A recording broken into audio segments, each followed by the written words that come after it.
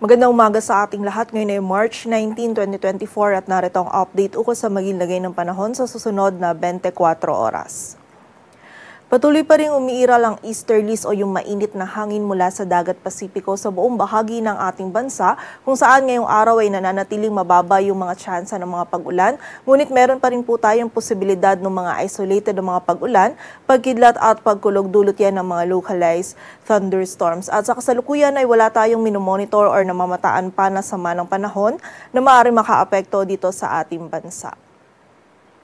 At para sa magiging lagay ng panahon ngayong araw ng Martes, ang buong bahagi ng Luzon kasama na dyan ng Metro Manila ay makakaranas ng generally fair weather condition.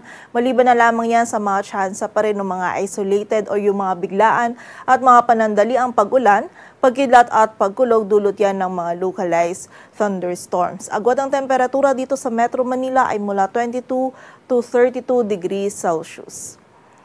Samantala sa bahagi naman ng Visayas at Mindanao, maging dito rin sa bahagi ng Palawan, ngayong araw ay makaranas din tayo ng bahagyang maulap hanggang sa maulap na kalangitan.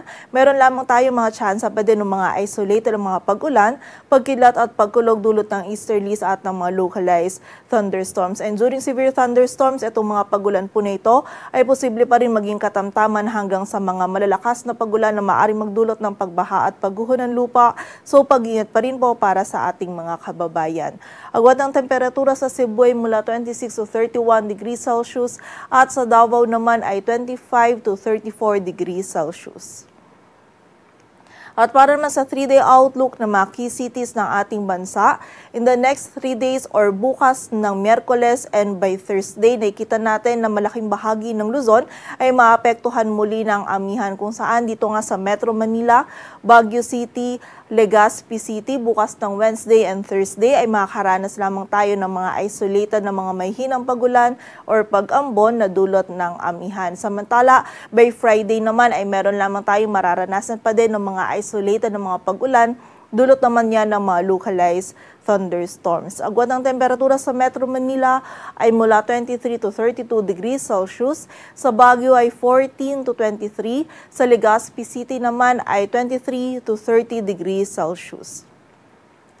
Samantala sa bahagi naman ng Visayas in the next 3 days, dito sa may Metro Cebu at Iloilo City ay makakaranas tayo pa din ng mga isolated na mga pag-ulan, dulot yan ng mga localized thunderstorms. Samantala sa bahagi naman ng Tacloban City, bukas ay magiging mataas po yung tsansa ng mga pag-ulan, pagkidlat at pagkulog. And by Thursday and Friday naman ay mababawasan na yung mga pag-ulan nito, ngunit meron pa rin po tayong posibilidad ng mga isolated na mga pag-ulan, dulot pa rin ng mga localized thunderstorms. Agwat ang temperatura sa Metro Cebu ay mula 25 to 32 degrees Celsius, sa Iloilo City ay 25 to 33, at sa Tacloban City naman ay 25 to 32 degrees Celsius. Samantala sa bahagi naman ng Mindanao, partikular na yan sa Metro Davao, Cagayan de Oro City at Zamboanga City, in the next 3 days ay patuloy po tayong makakaranas ng bahagyang maulap hanggang sa maulap na kalangitan.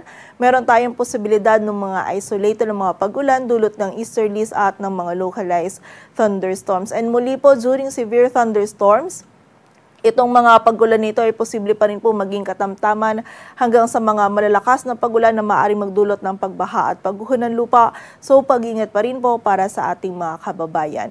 Agwat ang temperatura sa Metro Davao ay 25 to 35 degrees Celsius, Cagayan de Oro City ay 23 to 31 degrees Celsius at sa Zamboanga City naman ay 24 to 35 degrees Celsius.